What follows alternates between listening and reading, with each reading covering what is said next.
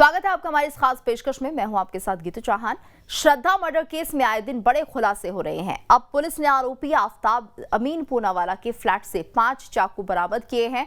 इनकी लंबाई 5 से 6 इंच की है। पुलिस ने कहा कि श्रद्धा के शरीर के टुकड़े इन्हीं चाकुओं से किए गए हैं और ये स्पष्ट नहीं है, लेकिन इसलिए जांच के लिए इन्हें फोरेंसिक लैब भेजा गया है। पूछताछ के दौरान आफ्ताब ने कहा था कि श्रद्धा के टुकड़े करने के लिए आरी का इस्तेमाल भी किया गया था। अभी तक वो आरी नहीं मिली है। गुरुवार को आफ्ताब के पॉलीग्राफ टेस्ट हुआ है। ये टेस्ट दिल्ली के रोहिणी इलाके की फोरेंसिक लैब में करीब 8 घंटे तक चला। इसमें आरोपी से 40 सवाल पूछे गए। इंडिया टुडे के मुताबिक आफ्ताब से सभी सवाल हिंदी में पूछे गए, लेकिन उसने जवाब इंग्लिश में दिया।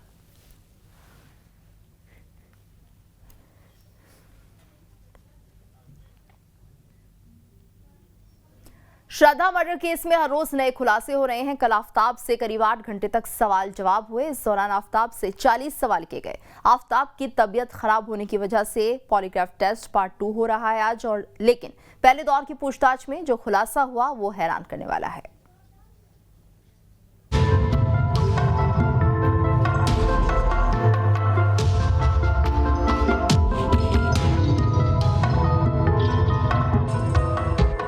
गुस्से में नहीं, साजिशन श्रद्धा की हत्या। साजिश थी श्रद्धा की हत्या। मर्डर के मकसद से ही श्रद्धा को दिल्ली लाया। साजिश के तहत ही शव के किए टुकड़े टुकड़े। श्रद्धा के सिर पर हथौड़े से किया वार। आफ्ताब की नफरत ने ले ली श्रद्धा की जान। मर्डर के बाद किसी के शव के साथ ऐसी दरिंदगी कम से कम इंसान तो नहीं कर सकता। एक हैवान ही शव के टुकड़े टुकड़े कर सकता है। पॉलीग्राफ टेस्ट में आफ्ताब ने जो राज उगले हैं उनसे बड़ा खुलासा हुआ है। कल 8 घंटे की पूछताछ के दौरान आफ्ताब से 40 सवाल पूछे गए। इस दौरान आफ्ताब की तबीयत खराब हो गई, लेकिन आफ्ताब ने जो खुलासे किए वो चौंकाने वाले थे। पूछताछ में खुलासा हुआ है कि श्रद्धा की हत्या सोची समझी साजिश थी। आफ्ताब श्रद्धा से बेइंतहा नफरत करता था। आफ्ताब के इसी नफरत ने श्रद्धा की जान ले ली। आफ्ताब ने गुस्से में नहीं बल्कि साजिश के तहत श्रद्धा की हत्या की। श्रद्धा की हत्या के बाद उसने कई हथियारों से श्रद्धा के शव के टुकड़े टुकड़े किए। हत्याकांड को अंजाम देने से पहले आफ्ताब श्रद्धा को उत्तराखंड और हिमाचल प्रदेश घुमाने ले गया। वहां उसने श्रद्धा का एक बार फिर विश्वास जीता।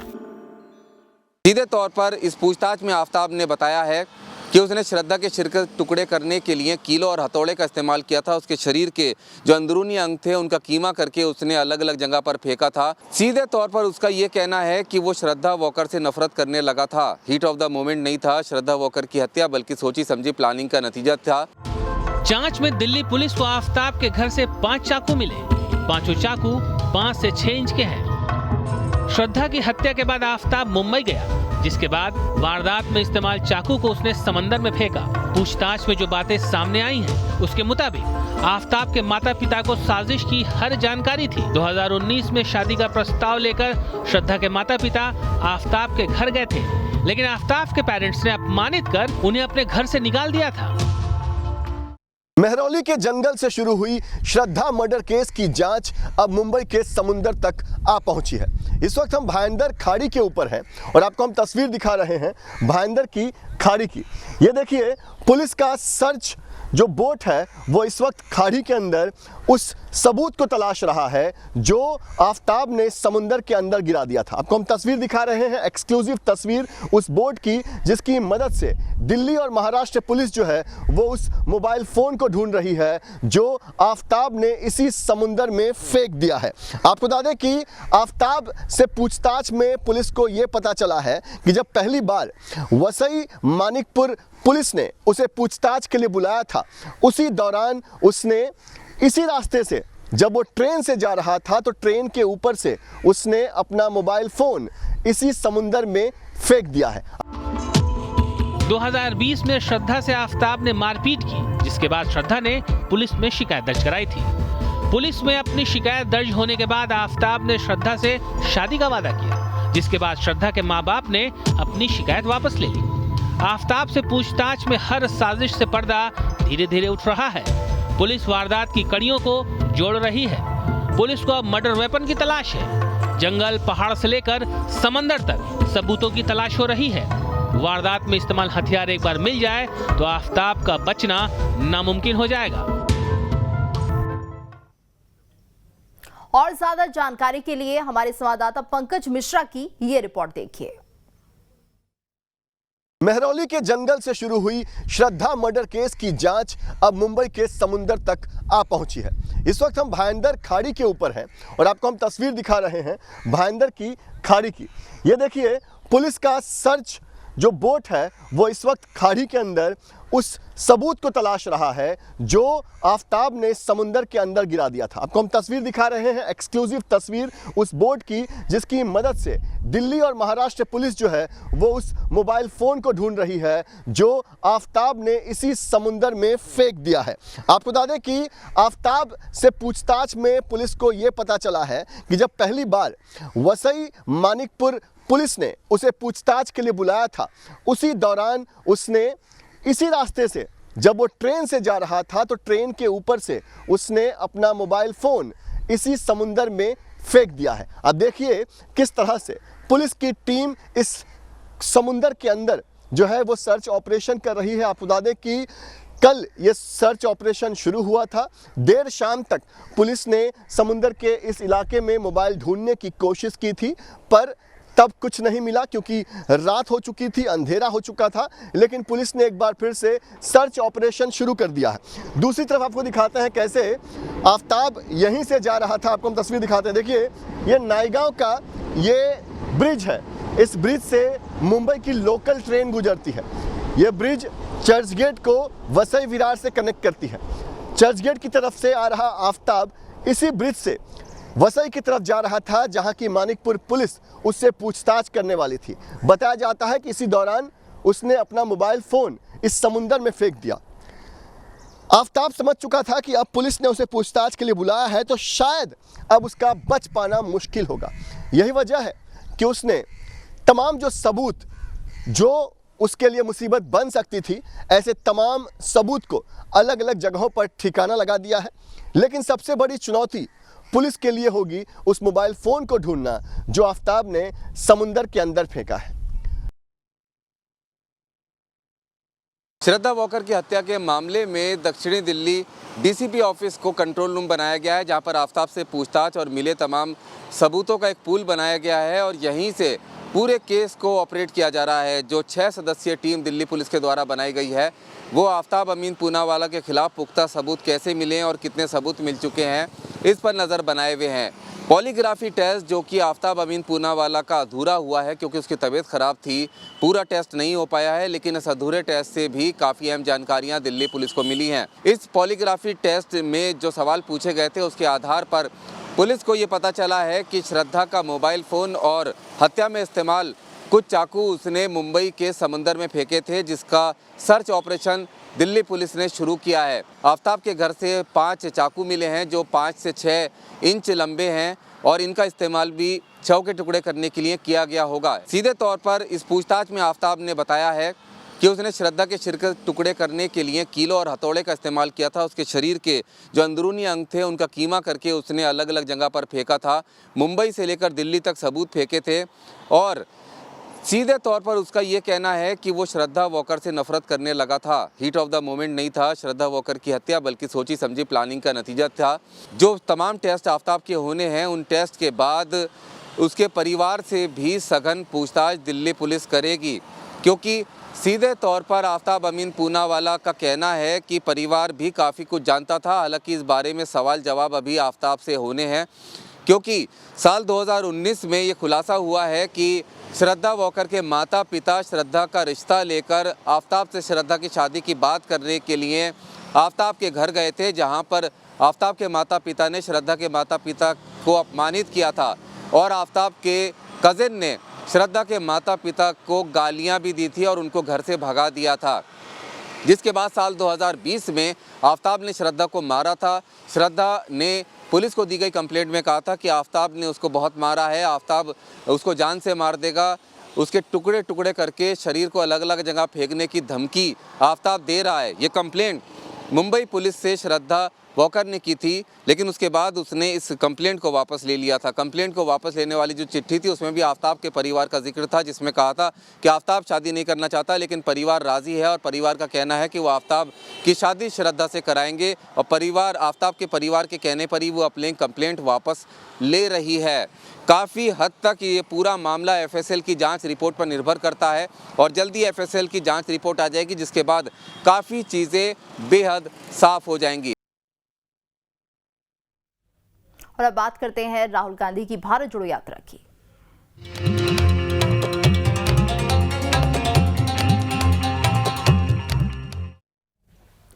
राहुल गांधी की यात्रा के दौरान मध्य प्रदेश कांग्रेस को बड़ा झटका लगा है। इंदौर में खालसा सम्मान विवाद के दौरान उन्हें पद से हटाने के बाद वो नाराज चल रहे नरेंद्र सलूजा बीजेपी में शामिल हो गए हैं। देखिए खास रिपोर्ट।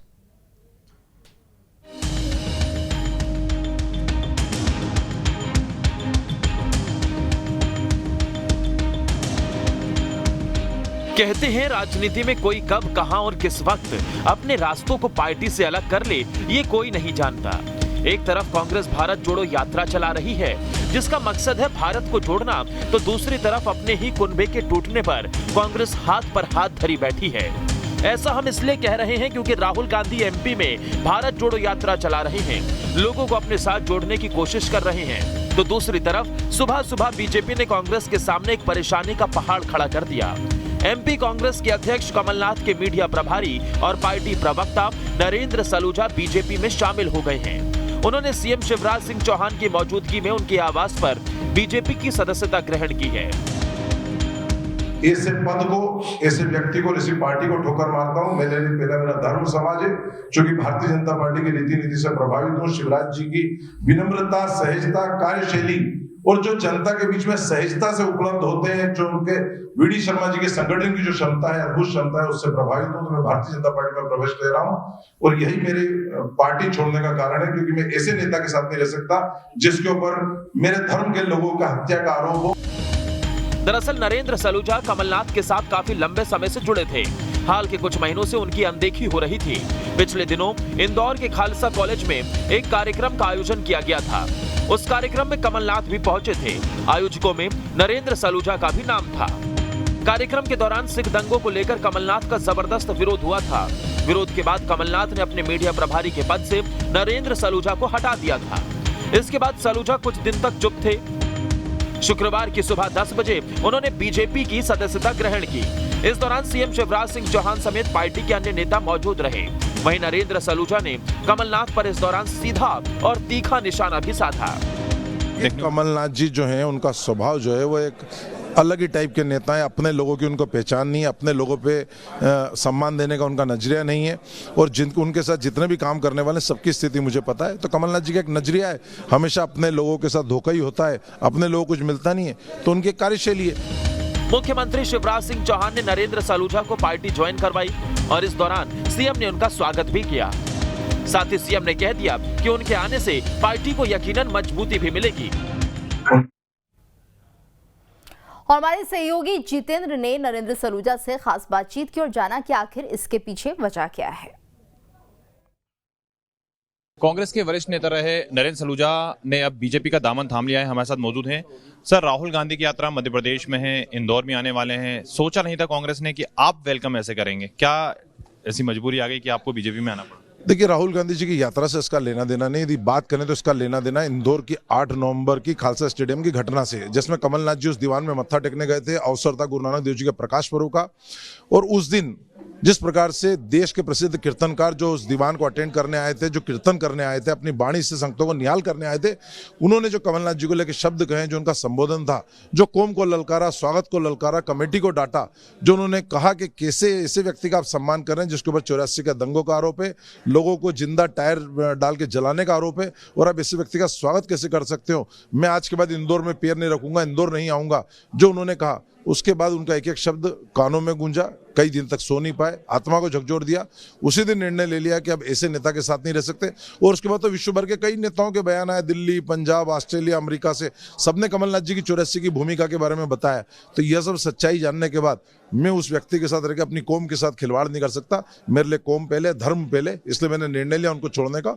और चूंकि भारतीय जनता पार्टी से प्रभावित हूं, इसलिए भारतीय जनता पार्टी ज्वाइन का निर्णय लिया। बीजेपी ही ज्वाइन करने का फैसला, जैसे आपने कहा कि प्रभावित हैं, लेकिन बीच बीच में आपकी जो नाराजगी है वो भी सामने निकल कर आई थी। कई बार तो ये भी निकल कर आया था कि मौखिक रूप से आपको पार्टी कार्यालय में आने के लिए मना कर दिया है कांग्रेस ने।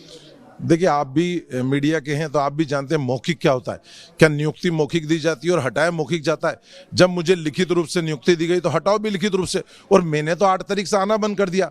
8 तारीख से पूरी मीडिया गवाह है, मैंने कुछ भी काम किया हो, कोई किसी मीडिया को कांग्रेस का संदेश दिया हो, कमलनाथ जी के कार्यक्रम की जानकारी दी हो, कोई ट्वीट किया हो, कोई फेसबुक पे टिप्पणी करी हो, 8 तारीख से तो मैं शांत बैठ गया। 8 तारीख से और 13 तारीख को ये बात सामने आई कि मौखिक तौर पे मना कर दिया गया।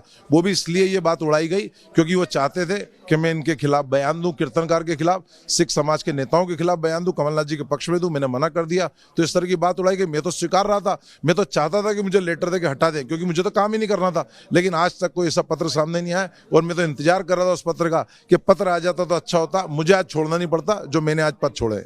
लेकिन इसके पहले भी जब मीडिया विभाग के अध्यक्ष की बात आई थी, उस दौरान आपका नाम आया था, लेकिन आपको उपाध्यक्ष बना दिया गया। तो ऐसा ही लगा कि समय समय पर कहीं ना कहीं आपको जो पद देना चाहिए था वो पद नहीं दिए गए कांग्रेस में? देखिए, वो बात है 27 मई की, अभी चल रहा है दिसंबर। यदि बात करें ऐसा क्यों हुआ कि लगातार आपके साथ इस तरह की जो चीजें वो देखने? कमलनाथ जी जो है, उनका स्वभाव जो है वो एक अलग ही टाइप के नेता हैं। अपने लोगों की उनको पहचान नहीं है, अपने लोगों पे सम्मान देने का उनका नजरिया नहीं है। और उनके साथ जितने भी काम करने वाले सबकी स्थिति मुझे पता है। तो कमलनाथ जी का एक नजरिया है, हमेशा अपने लोगों के साथ धोखा ही होता है, अपने लोगों को कुछ मिलता नहीं है। तो उनकी कार्यशैली है। लेकिन मैं तो 27 मई के बाद काम कर रहा था, दिसंबर हो गया है, वापस मुझे बुलाया गया, वापस पद दिया गया और लगातार काम कर रहा था। आप लोग भी उसके गवाह हैं। लेकिन ये 8 दिसंबर की घटना के बाद, 8 नवंबर की घटना के बाद मैंने निर्णय लिया कि अब उनके साथ काम नहीं करूंगा। और वो जो मन को आहत करने वाली टिप्पणी मनप्रीत सिंह कानपुरी ने की, उसके बाद ही मैंने निर्णय लिया। अब इंदौर में कमलनाथ यात्रा आने वाली है, भारत जोड़ो यात्रा, काफी भव्य तरीके से कहा जा रहा है कि इसको स्वागत किया जाएगा। क्या भूमिका रहेगी आपकी, कैसे वेलकम करेंगे वहां पर? नहीं, वेलकम क्या करेंगे? ऐसी यात्रा में जिसके साथ कमलनाथ जी हो, जिस पार्टी पे 84 के दंगों का आरोप हो, जिस नेता के ऊपर 84 का दंगों का आरोप हो, उसका वेलकम क्या करेंगे? उसका तो हम विरोध करेंगे। हम तो राहुल गांधी से मांग करेंगे कि वो कह रहे हैं कि यात्रा घृणा, नफरत, हिंसा के खिलाफ है। तो ऐसा नेता जिसके ऊपर हिंसा का आरोप है वो आपके साथ कैसे चल सकता है? यदि आप वास्तव में प्रेम का संदेश देना चाहते हैं तो ऐसे नेता को पद से हटाएं और उसके बाद यात्रा निकालें। यदि ऐसा नेता साथ में चलेगा तो उस यात्रा का औचित्य क्या है? बीजेपी में क्या पद की उम्मीद है आपको? क्या लगता है कुछ अच्छा पद मिलेगा? देखिए, अभी तो कार्यकर्ता के रूप में स्वीकार करिए और जिंदगी भर कार्यकर्ता भी बना के रहेंगे तो खुशी होगी। क्योंकि कोई शर्त रख के मैं भारतीय जनता पार्टी में नहीं आया हूं। जो भी भूमिका देंगे उस भूमिका में ईमानदारी से काम करूंगा। बिल्कुल। तो जहां एक और लगातार हम देख रहे हैं कि कहीं ना कहीं कांग्रेस को जो झटके हैं वो लगते जा रहे हैं एक के बाद एक। अब कांग्रेस के मीडिया विभाग के एक बड़े नेता नरेंद्र सलूजा ने कांग्रेस का दामन छोड़कर बीजेपी का दामन थाम लिया है। और जिस प्रकार से उन्होंने यहाँ पर कहा है कि जो 8 तारीख को इंदौर में खालसा स्टेडियम में जिस प्रकार से वहां गुरुद्वारे के अंदर कमलनाथ पहुंचे थे और किस प्रकार की जो घटना हुई थी, उसके बाद उन्होंने ये फैसला कर लिया था कि अब वो कांग्रेस के साथ नहीं रहेंगे और कमलनाथ का साथ नहीं रहेंगे। यही वजह रही कि अब नरेंद्र सलूजा भारतीय जनता पार्टी में शामिल हो गए हैं। हालांकि यह भी कहना गलत नहीं होगा कि समय समय पर कहीं ना कहीं कांग्रेस में नरेंद्र सलूजा की उपेक्षा होती रही थी, जिसकी नाराजगी भी उनके अंदर देखने को मिल रही थी। और उसका परिणाम ये निकला कि अब उन्होंने कांग्रेस का दामन छोड़कर बीजेपी का दामन थाम लिया है। ऐसे में यह भी कहना गलत नहीं होगा कि कहीं ना कहीं आने वाले समय में कांग्रेस को खासी परेशानियों का भी सामना करना पड़ सकता है। जर्नलिस्ट अनवर के साथ जितेंद्र शर्मा, न्यूज स्टेट भोपाल। और इसी के साथ इस बुलेटिन में फिलहाल इतना ही। रुकेंगे एक ब्रेक के लिए, ब्रेक के बाद खबरें जारी हैं।